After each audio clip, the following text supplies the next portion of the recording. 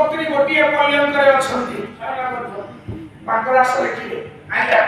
କହିଲେ ପ୍ରାଣ ଧନ ହେ ମୋ ଜୀବ ଧନ ହେ ପ୍ରାଣ ଧନ ହେ ଜୀବ ଧନ ହେ ঠিক আছে তো ভাই আসলো ঠিক বলো না তোমরা করো ধরছি করো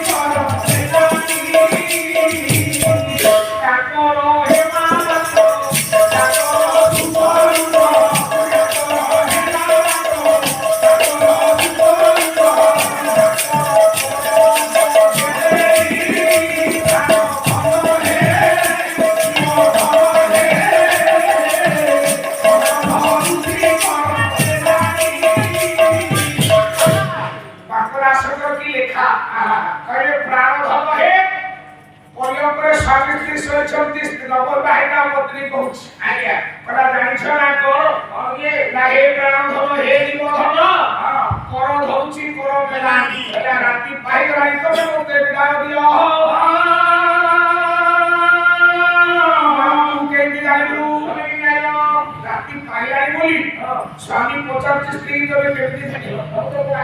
ना काकर हेला बात काकर सुतरुत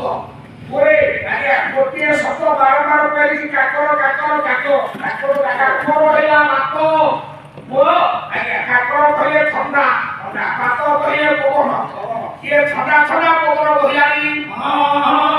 राती कहले ठंडा ठंडा पवन बहि आज्ञा सुतर पवन ओ आज्ञा अरे तू तो पाखे छु तू के ठंडा